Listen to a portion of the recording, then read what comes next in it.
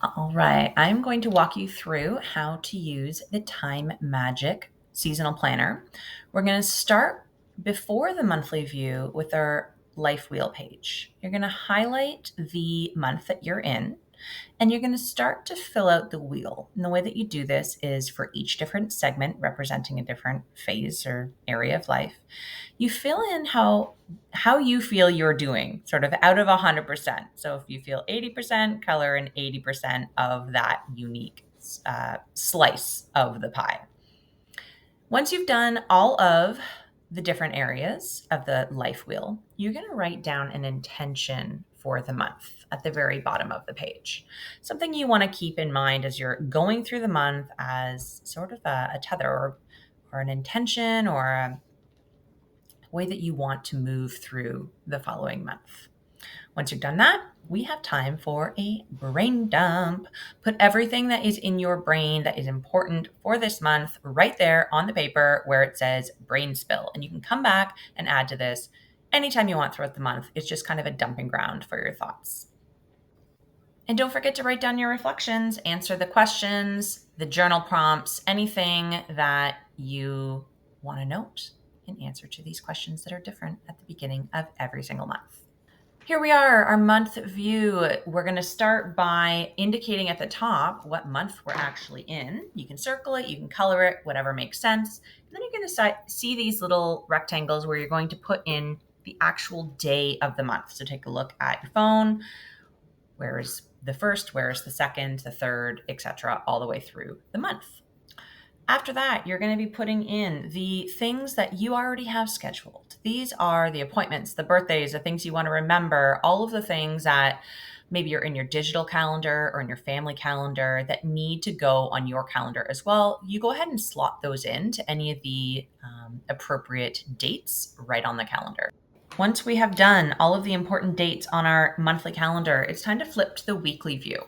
Again, you're going to go to the top. You're going to select what month you're at. You can highlight it, shade it, whatever works for you. Go ahead and write in the dates, like the first, the second, the third, in those little rectangular squares, much like you did for the monthly view. You're going to do that on the weekly view each time as well. Once you're done that, we're going to take stock of where the moon is. What's the moon doing? I like to start if it's a full moon or a new moon and sort of work my way backwards from where I know it is or forwards, but fill in what the moon is doing so that you have a sense of, if you follow this, what the energy is going to be on each day. After you have the moon, we have to think about other cycles as well. If you are a menstruating female, you are going to be having a period. You're going to be having different phases of this cycle.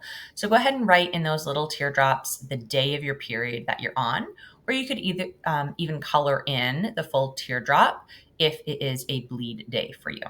So after we've taken account of the cycles, we're actually going to flip back to the monthly view. And we're going to take a look at what are the things that we already know we have going on for this particular week.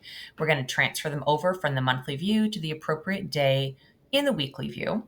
And so you're going to end up with your weekly calendar populated with all of the things you already know that are scheduled in your calendar for this week.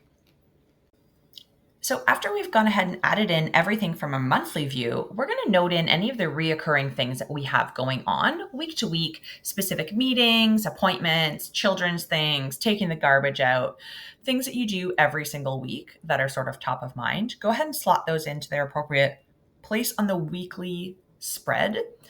And then you're going to be doing a mini brain dump. So at the beginning of each week, as we go through this exercise, go ahead and put down everything that feels important to get out of your head pertaining to this particular week, as opposed to how we did it on a monthly view, where it was sort of an overall brain dump for the month. This is much more focused on what is on your mind this week.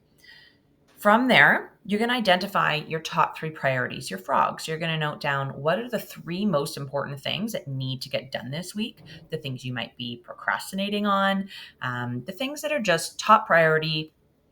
Note them down and identify what those 3 are. And if you need some help with prioritizing what the top 3 frogs are, you can check out some of the other resources that I have for you, like the Eisenhower Matrix and different tools like that for prioritizing. After we have identified our 3 frogs, we want to identify an intention based on what we've got going on and what we want to do. Once we have our intention, we can slot the 3 frogs right into our calendar. If you don't schedule it, it's not going to happen. So go ahead and make time. When are you going to accomplish those 3 things that you have identified as your top priorities for this week? And lastly, it is so important to make sure that you are recording all of the beautiful, wonderful things that happened this week that made you smile. These are called your glimmers, and these boost your dopamine. And don't forget, go in the pattern tracker and each day record how your mood and your energy levels were, because this is going to be really important information for you to have as you continue planning.